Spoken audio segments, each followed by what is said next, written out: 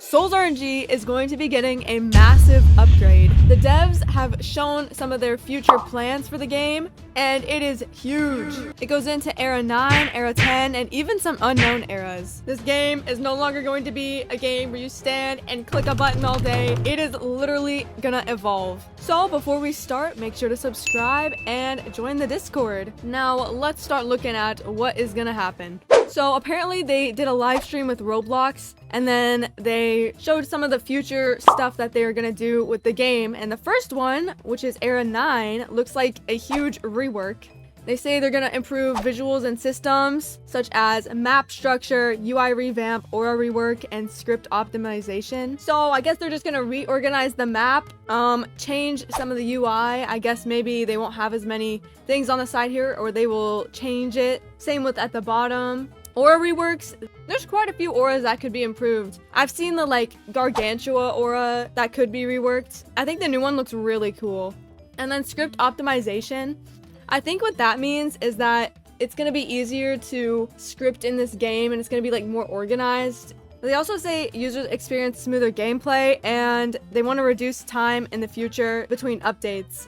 So overall for that, I think they're just going to make the game a lot more organized for players and developers, and then they can make quicker updates, hopefully. So then there's stuff from Era 8.5 that wasn't released, so they're gonna put it out. These things are new season content, various convenience features, and various auras receiving a warm response from the community.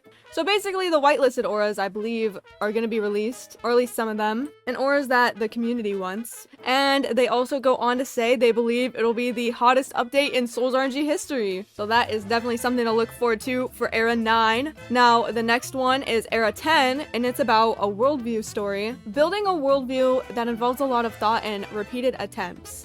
The process of making Aura no longer a flashy VFX, but a character with a story by taking the conflict structure between the forces of order and chaos, and including various interactions within it in the story. So I think they want to do more lore-based stuff and turn these auras into characters with backstories.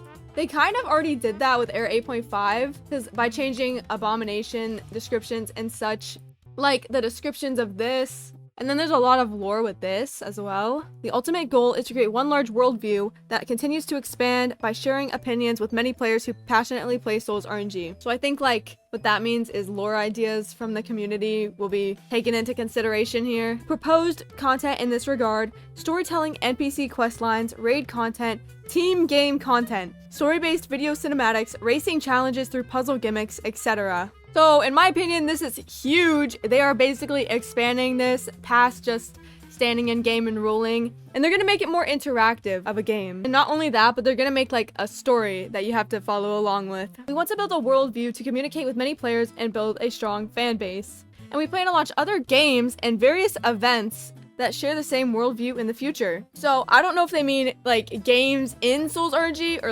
other Roblox games that have the same storyline with this. So I think that they are going to try to expand their game to appeal to people who don't just clicking a button all the time by making it more interactive and more of an actual game to play than a game to AFK in or just grind. So if they do have other Roblox game, it's gonna have lore or something. The next one, it doesn't have an aura, it says question mark. Maybe it would be 11 or past that. But it says aura interaction. Apart from skills, we plan to add elements that provide special changes when aura interacts with maps, biomes, NPCs, or other auras. So going back to the last slide, I think that maybe this means that you might have to equip an aura, and then you can maybe unlock parts of a map, unlock the next part of a quest by having an aura equipped or something. An aura is a key to move on, but they want to make the auras interact with the maps, biomes, NPCs, or other auras. Example, the silhouette of Eclipse aura appears to the combination of solar and lunar. Oh, I understand that. And then interaction between Quanthalite and Twilight, up effect caused by the collision of soul and abomination, appropriate sub-content that is fun to find, such as Easter eggs. And then there's Oblivion's financial resource interaction. I have no idea what that means. I actually think I just figured it out. Maybe it means that when it's like around a coin on the ground like this, it's gonna like make a circle or flash or something. In the picture, this looks like around the same area as they were standing with Oblivion. So yeah, I think that's what it means, is it's gonna interact with coins on the ground. And then candles and magic circles that react with hypervolt. That would make sense since hypervolt is kind of electricity. So instead of auras just being something that you collect, I think they're going to try to make it more to interact with the story or the map or whatever they're planning on doing.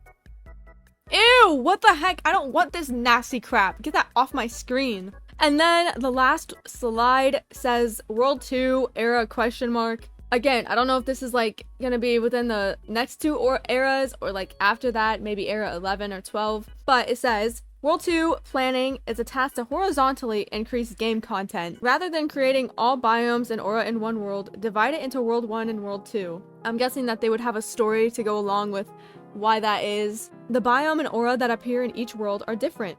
A strategy to reduce the burden of releasing more biomes and auras and to make the amount of content appear wider. Can also be seen as a high-level element of the biome. So you might be able to only get like certain auras or find certain biomes in one world and in the other world it's different, because that's what this looks like here. Or maybe there's gonna be like an aura that appears differently in World 1 than World 2. Like maybe in World 1 it's blue, but in World 2 it's red. Going back to the second slide where it said that it wanted to make the auras more of a character and taking the conflict structure between the forces of order and chaos. So at the last slide, it says that there's going to be two worlds. So I actually have a prediction that maybe one of the worlds is going to be themed off of order and the next world is going to be themed off of chaos, since there's going to be like a clear theme that these two are having conflict in some way. So maybe there's going to be like worlds that are separated that are like themed off of them. So those are some upcoming updates that Souls RNG is going to have and some of my predictions with those updates. I very much look forward to seeing all of this stuff come out.